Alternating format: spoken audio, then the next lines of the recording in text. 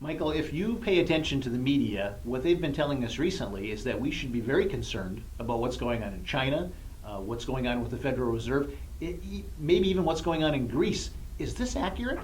Well, that's the amusing part. We're still talking about Greece. Start with that and we'll go backwards. Greece has the economic impact in the world roughly of the city of Detroit. Not that long ago, Detroit filed bankruptcy and Michigan was okay.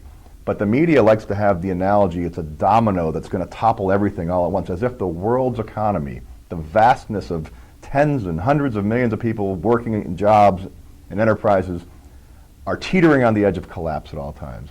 That's a silly notion to begin with.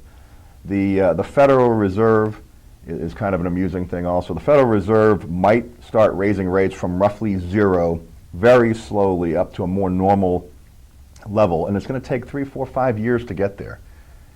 The media people were worried about when they were going to stop buying in their quantitative easing, stop buying the bonds. That was going to be a disaster and things were going to crash, except for it didn't. And they were tapering it down, and when they stopped the taper, that was going to be a disaster, and it wasn't.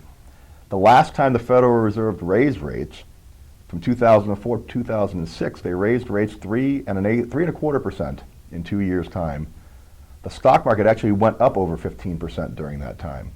Today we're worried about if the Fed may or may not raise rates 1/4%, and it's supposed to be disastrous. It goes back to what Harry Truman once said to us: the only thing new in the world is the history you don't know. If you just went back to any time in history, this has never been disastrous. But if you don't know history, they can convince you it is disastrous. And lastly, China. China's a very interesting thing. China has been devaluing their currency, finally. It had been rising in more recent years, which means the things we buy from China would be a little less expensive for Americans. China doesn't buy a whole lot of American goods or services. If they instantly stopped buying everything from us, our GDP would contract by less than 0.75%. Wouldn't even send us into a recession at all. And they can only do it once. They can't stop buying from us several times. They can only stop once.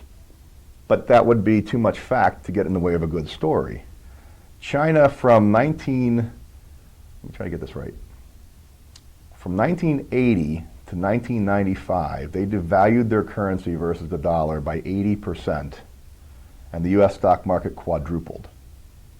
So I'm not really sure what the historical precedent for us to be worried about what happened recently in China. There isn't any, of course, but again, it's the history you don't know that can get you worried at all times. The media's job is to put facts out there without context, none of which has anything to do with financial planning. Financial planning is putting the odds in your favor of a long-term financial outcome, a long-term successful financial outcome. So what you're saying is that paying attention to the media in regards to financial planning and money that I would like to invest for my future is not a great idea. No, it's possibly one of the worst ideas, unless you understand it's purely entertainment and you get some popcorn and you watch it and you laugh about it. But most people don't. The media is very good at getting people afraid and worried all the time. That's why we try to encourage people here to turn off the TV set, go outside and watch a sunset. It'll be much more impactful on your long-term financial success.